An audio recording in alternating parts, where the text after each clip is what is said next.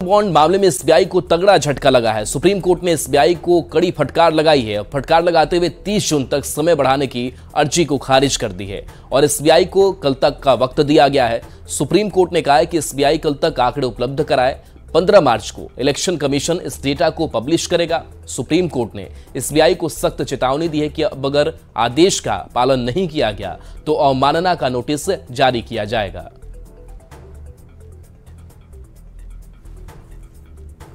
आज supreme court ने electoral bonds के मामले में इलेक्शन कमीशन की स्टेट बैंक की अर्जी कि हमको टाइम एक्सटेंड किया जाए 30 जून तक इलेक्टोरल बॉन्ड्स के डिटेल्स देने के बारे में, उसको रद्द कर दिया है और बोला है कि ये बिल्कुल साफ है कि स्टेट बैंक के पास जो इन्फॉर्मेशन कोर्ट ने मांगी थी उनके पास है कि किसने बॉन्ड्स परचेज करे उसके डिटेल्स और किसने बॉन्ड्स वो एनकैश करे उसके डिटेल्स, ये सब स्टेट बैंक के पास है और वो कल शाम तक ये सारी डिटेल्स इलेक्शन कमीशन को दे दें और उसके बाद इलेक्शन कमीशन 15 तारीख तक, इसी महीने की 15 तारीख तक वो सारे डिटेल्स अपने वेबसाइट पर पब्लिश कर दे।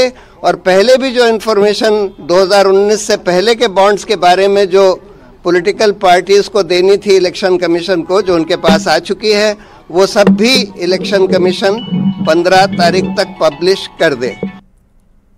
इलेक्टोरल बॉन्ड के मामले में भारतीय स्टेट बैंक को सुप्रीम कोर्ट से बड़ा झटका लगा है। सुप्रीम कोर्ट ने न केवल स्टेट बैंक को कल तक इस डेटा को इलेक्शन कमीशन को देने के लिए कहा है, बल्कि चुनाव आयोग को भी ये कहा है कि 15 मार्च तक उस डेटा को अपनी वेबसाइट पर अपलोड करें।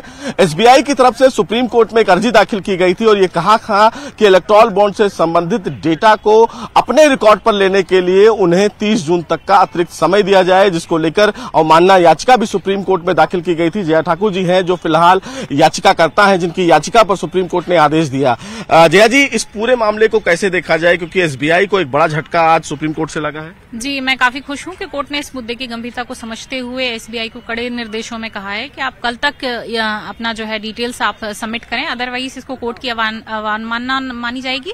और इनके पास सफिशिएंट टाइम था, अप्रॉक्स 26 डेज का समय था। तो अगर ये अपनी तरफ से जो एक्सक्यूज दे रहे हैं कि हमारे लिए डिटेल्स चाहिए हैं, डिटेल्स फिल करने के लिए टाइम चाहिए, तो I don't think so it's justify, क्योंकि आप 26 डेज से आप क्या कर रहे थे। यही सवाल सुप्रीम कोर्ट ने भी कहा कि 26 दिन तक आपने क्या किया इसकी जानकारी नहीं है और आपने याचिका दाखिल कर दी कि 30 जून तक का समय दिया जाए। तो अगर वो अपनी तरफ से समय मांग रहे हैं तो निश्चित रूप से एक चीज तो ये साफ होती है कि इनकी कहीं ना कहीं लूप होल्स हैं।